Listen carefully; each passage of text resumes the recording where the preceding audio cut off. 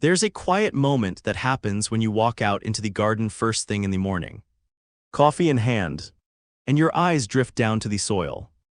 If you see bare earth, weeds creeping in along the edges, or those awkward patches where nothing seems to want to grow, you already know the feeling I'm talking about. That bare ground is the canvas that decides whether the rest of your garden feels finished or feels forgotten.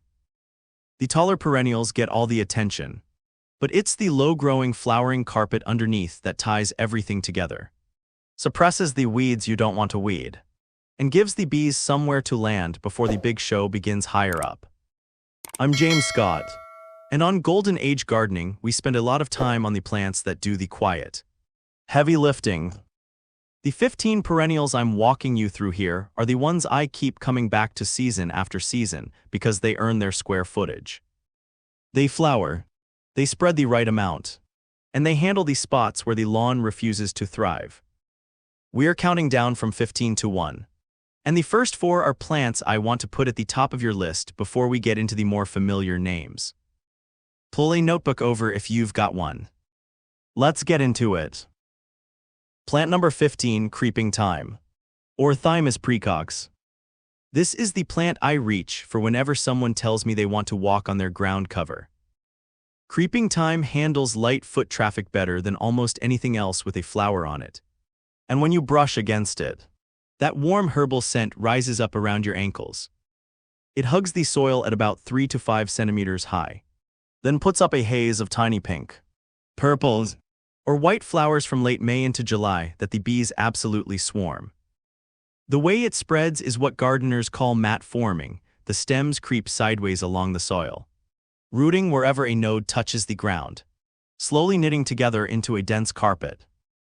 Plant it between stepping stones, along the cracks of a stone path, on a sunny slope where the lawn mower struggles.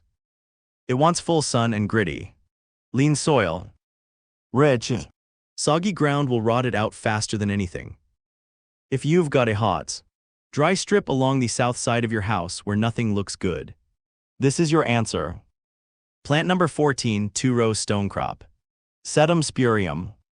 Where thyme gives you herbal softness, sedum gives you a fleshy, succulent toughness that shrugs off drought like it's nothing. The leaves are thick and waxy, often tinged red or bronze in cooler weather. And in mid to late summer it throws up clusters of starry pink or rose flowers that sit a few centimeters above the foliage. The total height when it's not in bloom is around 10 centimeters. It spreads by what we call stoloniferous growth. Basically, the stems creep along the surface, set down roots at each joint, and the plant keeps expanding outward in a slow, polite way that almost never bullies its neighbors. Full sun, poor soil, rocky banks. The strip next to your driveway that bakes in July, that's where sedum spurium shines. If you've ever killed a plant by underwatering, this one forgives you. Tear off a piece, lay it on bare soil, and within a few weeks it has rooted itself. Hard to find a more generous plant. Plant number 13, sweet woodruff. Galium odoratum. Now we shift completely from baking sun into the deep, cool shade under trees, because that's where Galium odoratum lives its best life. Sweet woodruff is the plant that has saved more dry shade gardens than I can count. The foliage is arranged in little whorls around the stem, almost like tiny green stars stacked up the stalk. And in May it covers itself in delicate white 4-petaled flowers that float just above the leaves. It tops out around 15 to 20 centimeters. It spreads by underground runners called rhizomes. Those are horizontal stems that travel just below the soil and pop up new plants as they go, so it will gradually fill in around the base of a tree or under a hedge where grass refuses to grow. The crushed leaves smell like fresh hay, which is a small daily gift when you're weeding nearby. If you've struggled with shade like I have, tell me your toughest corner in the comments so we can solve it together. Plant number 12, Dalmatian bellflower. Campanula portenschlagiana. Rounding out the 4 newcomers is a plant I find myself recommending constantly for walls, retaining edges, and the front lip of any raised bed. The Dalmatian bellflower stays low, around 10 to 15 centimeters, And from June through August, it disappears under a cloud of violet blue. Upward-facing bells. The shape contrast is what makes it work. Most low ground covers give you flat flowers or starry clusters. And these little upturned bells add a different visual rhythm. It spreads by a mix of short creeping stems and self-seeding. So over a couple of seasons, it will tumble down a stone wall in a way that looks completely intentional. It takes full sun in cooler climates and appreciates a bit of afternoon shade where summers run hot. Average garden soil with decent drainage suits it fine. It's the kind of plant that makes the landscape look softer. Before we keep going, let's pause for a section I want you to keep in mind for the rest of the list, because I'm not going to repeat the same care instructions 11 more times. Foundational success, the care that applies to almost everything below. Nearly every low-growing perennial we're discussing has the same two non-negotiables: drainage and the right light match. Drainage first. If your soil holds water like a sponge after rain, you're going to lose plants no matter how careful you are with everything else. The fix is straightforward: work in coarse sand, fine gravels, or a good helping of compost to open up the soil structure before you plant. For the alpine-leaning ones like creeping phlox, thyme, and snow in summer, I go heavier on grits. For the woodlanders like lungwort and foamflower, I go heavier on leaf mold or compost to hold moisture without going soggy. Light is the second one. When I say full sun, I mean 6 or more hours of direct light. Half shade means morning sun and afternoon shade, or dappled light filtering through tree branches all day. Full shade means no direct sun at all, just ambient brightness. Match the plant to the spot. Not the spot to the plant. That's the mistake I see most often. The third foundational habit is dividing. Almost every plant on this list benefits from being lifted with a spade every 3 or 4 years, split into pieces, and replanted with fresh compost worked into the hole. It rejuvenates the crown, gives you free plants to spread around the garden, and keeps things from getting woody and bare in the middle. Spring or early autumn is the right window for most of them. Right, back to the countdowns. Plant number 11, Lady's Mantle. Alchemilla mollis. The foliage is what sells this plant before the flowers ever arrive. The leaves are softly pleated, almost scalloped, and they hold raindrops like little silver pearls along their edges.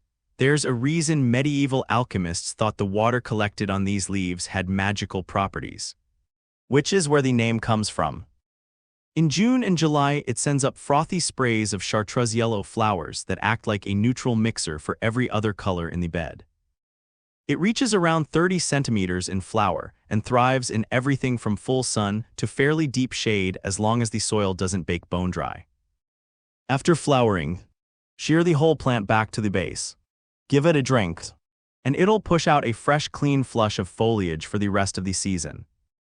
It's a mounder, not a runner, so it stays where you put it.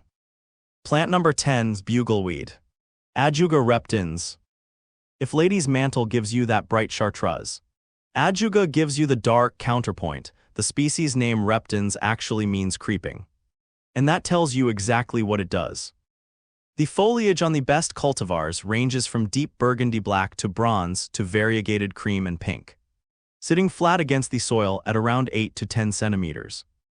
In late spring, it sends up short spikes of blue, purples, or occasionally white flowers that hover just above the leaf rosettes. It spreads by surface runners called stolons, horizontal stems that creep along the ground and root down to form new plantlets, which is how a single starter plant fills in a square meter within a couple of seasons. It tolerates poor soil, handles foot traffic in light doses, and works from full sun all the way into deep shade. Keep an eye on it near lawns, though, because it doesn't know where your turf ends and its territory begins. Plant number 9, Snow in Summer. Cerastium tomentosum. The silvery foliage on this one is what makes it special: soft, woolly, almost gray-white leaves that hold their color all season and provide a cool contrast to everything green around them.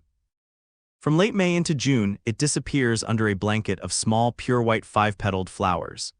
which is exactly where the common name comes from. It reaches about 20 to 25 centimeters in bloom, then settles back to a low mat. The way it spreads is fast and sprawling. It sends out trailing stems in every direction, so it's best where it has room to roam. Like a sunny bank, the edge of a gravel path, or cascading over a low wall. It's exceptionally drought-tolerant once established, which makes it the right call for that hot strip where the hose never quite reaches. Shear it back hard after flowering to keep the mat tight and prevent it from going woody and bald in the center. Plant number 8, Creeping Phlox. Phlox subulata. If you've ever driven past a stone wall in April and seen what looks like a waterfall of pink or lavender pouring down over the rocks, you were looking at Phlox subulata. The needle-like evergreen foliage stays low all year, around 10 to 15 centimeters, and then for 4 to 6 weeks in spring it covers itself so completely in 5-petaled flowers that you can barely see a leaf. Pinks, magentas, lavenders, blues, whites, and bicolors are all available. It spreads by creeping stems that root as they touch the soil, slowly weaving into a tight mat. Full sun and sharp drainage are the two requirements. Heavy clay or soggy ground will rot the crown out by midsummer. After flowering, give it a light shearing to encourage denser growth and keep it from getting leggy in the middle. Plant number 7, Siberian wallflower. Uracemum. The color on this one is something else. Fiery orange or warm yellow flowers held on short spikes about 20 to 25 centimeters tall. Blooming from April through June and carrying a sweet, almost spicy fragrance that the early season pollinators travel a long way for. Technically, it's a short-lived perennial that often behaves like a biennial, meaning it lives 2 years. Flowers, and then declines, so the trick to keeping it in the garden is twofold. First, after the main flush of flowers, cut the spent stems back to fresh green foliage rather than letting them go to seed. That tells the plant to keep growing rather than wind down. Second, take a few stem cuttings each year. Root them in pots, and you've always got replacements ready. Full sun and well-drained soil are the requirements. Don't let it sit wet through winter or you'll lose it. Plant number 6, lungwort. Pulmonaria. The name isn't pretty, but the plant absolutely is. Pulmonaria gives you 2 seasons of interest in one. The spotted silver and green leaves are beautiful from the moment they emerge until hard frost. And in April and May it produces small clusters of flowers that open pink and then shift to blue as they mature, often with both colors showing on the same plant at the same time. That color shift is a signal to pollinators that the older flowers have already been worked. It reaches about 30 centimeters in flower, prefers half shade to full shade, and likes a rich soil that holds some moisture. It clumps rather than runs, but it'll self-seed gently around the garden, and those little seedlings are easy to transplant where you want them. After flowering, if the leaves look tired by midsummer, cut the whole plant down to the base and a fresh clean rosette will push back up. Plant number 5, London Pride. Saxifraga times erbium. This is one of the most underused ground covers I know. Evergreen rosettes of fleshy, slightly toothed leaves sit flat on the soil, spreading slowly into a tidy carpet about 8 to 10 centimeters tall. In late May and June, it sends up wiry stems topped with airy clouds of tiny pale pink flowers that hover about 20 centimeters above the foliage. The effect is almost like pink baby's breath floating over a green carpet. It spreads by short creeping stems that produce new rosettes at their tips. Easy to snap off and replant anywhere you want more. Full sun to half shade suits it. And it isn't fussy about soil as long as drainage is decent. It's a polite spreader, it fills in without ever taking over. Plant number 4, Creeping Geranium. These are the hardy geraniums, not the bedding plants you see in summer pots.